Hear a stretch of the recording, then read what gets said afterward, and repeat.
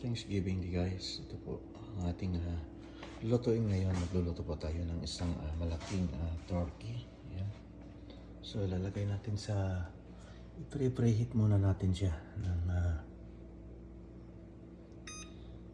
350. Lagay natin sa 350. Then start. So lagay natin sa preheat para maluto natin ito ng 5 oras ang kanyang pagkakaluto. Napunit siya. Ayan. Sarap yan. Laki.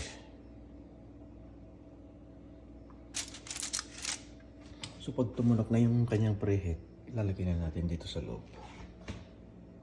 So antayin natin.